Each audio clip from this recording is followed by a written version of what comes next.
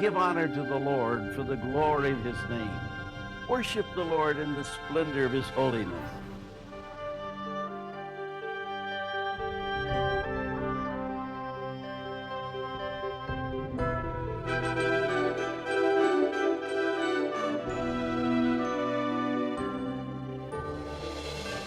The Lord God Almighty is supremely holy.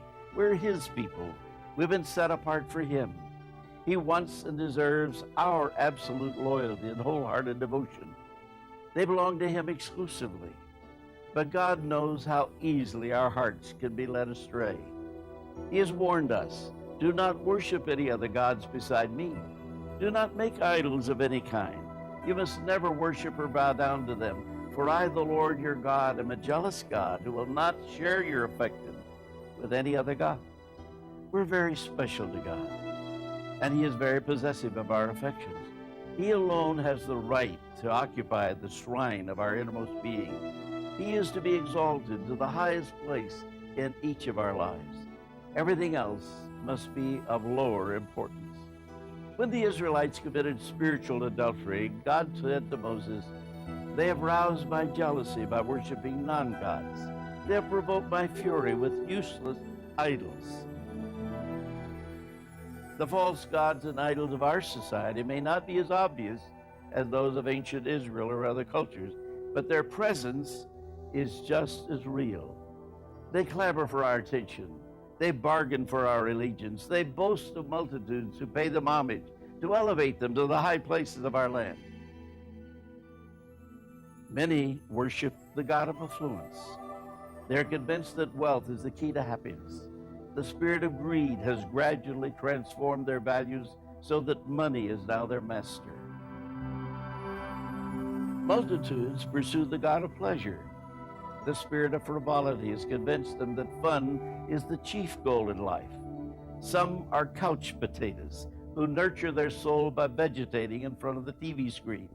Others seek entertainment thrills and adventure in different ways in hopes of conquering the boredom in their futile search for happiness. On the other hand, the overly ambitious sacrifice themselves to the god of achievement. The spirit of pride is their relentless taskmaster. For these workaholics, accomplishments are the building blocks of self-esteem. No challenge is too great in their quest for significance. Some people are captivated with the god of infatuation. Their idol may be a celebrity, a hero, a friend, or even a relative. The spirit of obsession amplifies healthy feelings of love and admiration into unholy worship. And others enslave themselves to the god of self-worship. The spirit of vanity has convinced them that appearance is everything. Their life is preoccupied with beauty, fashion, and bodybuilding. Still others have been seduced by the god of sensuality. The spirit of lust has ensnared them with immorality. For them, God's gift of sex has been distorted into perversion and tragically, oftentimes, ends in abortion, disease, and death. Secular humanism, religious cults, the New Age movement, Satanism, and the occult are just a few of the many other false gods promoted by our culture. Whenever we follow after false gods, we are committing spiritual adultery. Within society, many such substitute gods usurp the worship and devotion that rightfully belongs to our holy God. In reality, they can never fill the God-shaped vacuum within the heart of man. Satan, through these false gods, is committed to our impurity, enslavement, and destruction. But that road into bondage is a process that begins with a single step. Therefore, the Apostle Peter admonishes us, "He who called you is holy.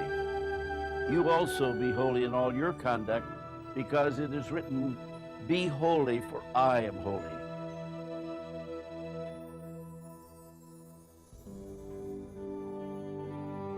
When you're holy, you're set apart and separated from sin for God's special use. In the epistle of 1 John, we are strongly warned, "Dear children, keep away from anything that might take God's place in your hearts." Where is your heart? Are you remaining pure and faithful to our true God? Don't allow anyone or anything to be more important to you. Our holy God and loving Father is worthy of your allegiance and adoration. Only God has the right to be the center of your life. We are His creatures, created in His image for His enjoyment and glory. You must worship no other gods but the Lord, for He is a God who is passionate about His relationship with you.